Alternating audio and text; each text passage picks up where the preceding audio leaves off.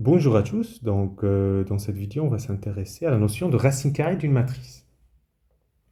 Donc je prends E un cas espace vectoriel de dimension n non nulle, et S une matrice symétrique positive, réelle, d'ordre n. 1, on va montrer qu'il existe une matrice réelle symétrique définie positive T, telle que T carré égale S. 2, on va montrer que T est polynomial en S. Et puis la question 3, on va montrer l'unicité de cette matrice. Alors, c'est parti, on a une matrice symétrique réelle positive, donc même sans positive, donc théorème spectral s'applique, il existe P orthogonal tel que S c'est transposé de P fois D fois P, où D c'est diagonale de lambda 1, lambda n, et lambda i sont les valeurs propres distinctes ou non de grand S, et c'est en positif, donc quel que soit i dans un n, donc lambda i supérieur ou égal à 0.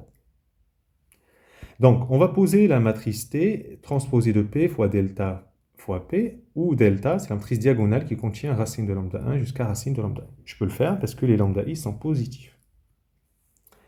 Alors, on va voir qu'on va montrer que T correspond bien à ce qu'on veut. On veut montrer que T, donc, elle est symétrique, définie positive. Et T au carré, ça fait S. Alors, delta au carré, ça fait D. Et donc, T carré, c'est ça au carré. Donc, P transposé delta P fois P transposé delta P. P fois delta P, donc ces deux-là, ça fait l'identité, P orthogonale, d'accord? Et donc ça fait transposé de P, delta carré P, ça fait transposé de P, D fois P, et ça fait S. Donc T carré, ça fait S. T symétrique, transposé de T, c'est transposé de tout ça, et c'est exactement T. T positive, alors on peut le faire de deux façons.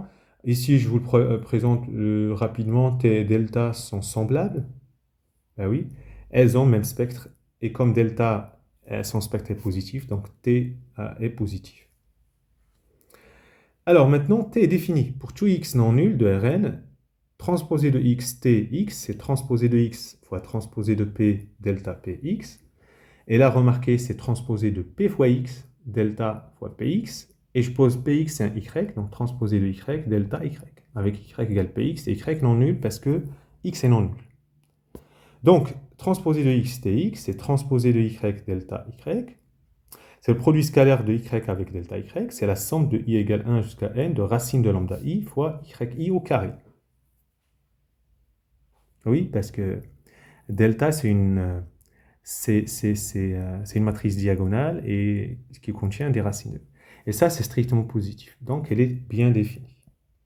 Ok, maintenant on va montrer que T est polynomial en S. Alors celle-là, elle mérite vraiment d'être bien comprise. Et d'ailleurs, je vais donner un exemple concret. Donc je prends Q le polynôme de Lagrange, tel que Q de lambda i égale racine de lambda i pour tout i dans un n. Et celui-là, il résout le problème. Ok. Alors Q de x, c'est la somme pour i égale 1 à r des produits de x moins lambda j sur lambda i moins lambda j. Et donc ici, on considère les r valeurs propres distinctes de S. R point d'interpolation, le degré de R, au plus R moins 1. Alors regardons un exemple. Donc supposons que cette histoire-là, supposons comme f est dans Sn+, donc ici on parle de S, hein, S. Il existe une base qui diagonalise S avec des valeurs propres positives. Donc supposons qu'il existe P tel que la matrice de S soit égale à P fois 1, 0, 0, 2, P-1. Donc un exemple, hein. Ainsi, la matrice de l'endomorphisme T associée à grand T, c'est, et donc P, on a dit racine de lambda i, donc 1, racine de 2, P-1. Et quand je fais ça au carré, bah, j'ai bien ça. Très bien. Mais moi, je veux que ça, P fois 1, 0, 0, racine de 2, P-1, montrer que c'est un polynôme en cette matrice. C'est un polynôme en cette matrice, ça veut dire qu'il existe un polynôme R tel que R de ça, donc R de ça, donc l'image de cette matrice, ça donne ça. Donc vous voyez bien, c'est pas l'inverse où on prend le polynôme carré. Ici, ça donne à des valeurs, ça donne la racine carrée. Attention, racine carrée de x, c'est pas un polynôme. Alors, donc, or, mais R en ça, un polynôme en ça, c'est une matrice diagonale, c'est juste R de 1, R de 2 sur la diagonale. Ainsi, R vérifie R de 1 égale 1, R de 2 égale racine de 2. Donc, on va considérer le polynôme d'interpolation de Lagrange. Donc, qui vérifie R de 1 égale 1, R de 2 égale racine de 2. Donc, regardons. Donc, forcément, il va y avoir x-1 et x-2 parce que c'est les points en lesquels ça s'annule, mais il faut qu'en 1, ça donne 1 et en 2, ça donne racine de 2. Alors, en 1, le deuxième terme ici, il s'annule. OK? Le premier, ça donne 1 moins 2, ça fait moins 1, divisé par moins 1, ça donne bien 1. Donc, c'est parfait. Maintenant, en 2, le premier s'annule, et le deuxième, ça fait 2 moins 1, ça fait 1 fois racine de 2. Bingo, c'est le bon. Donc, vous développez, vous trouvez ça. Alors après, donc, R de 1, 0, 0, 2, donc j'applique donc ce polynôme, donc racine de 2 moins 1, fois la matrice, plus racine de 2 moins 1, fois l'identité. Et ça donne bien le résultat. Alors, le cas général, T est polynomial en S, Q le polynôme de Lagrange, tel que Q de lambda I, c'est racine de lambda I pour tout I dans un N. Alors, Q de S, donc c'est Q de transposé de P fois D fois P.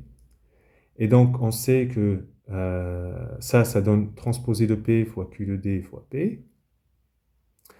Q de D comme D diagonale, donc donc je laisse transposer de P, donc diagonale Q de lambda 1 jusqu'à Q de lambda N fois P. Et comme, donc je laisse ça devant, et comme Q de lambda 1, c'est racine de lambda 1, c'est ça, et ça donne bien T. Voilà, donc on va montrer l'unicité. Donc supposons qu'il existe une matrice K dans Sn++ de R, symétrique définie positive en fait, telle que K carré égale S, ok? Donc les matrices K et S commutent, car bah, K fois S, c'est K fois K carré, c'est K carré fois K, c'est SK. Et puisque T est polynomial en S, ok? Et bien K et T commutent également. Comme elles sont diagonalisables, alors elles sont codiagonalisables. Donc il y a une vidéo que j'ai déjà travaillée, présentée, sur j'ai deux endomorphismes diagonalisables qui commutent, alors ils sont codiagonalisables. Et donc il existe une matrice R inversible et deux matrices diagonales, telles que T c'est R-1 gamma R et K c'est R-1 gamma R, petit gamma.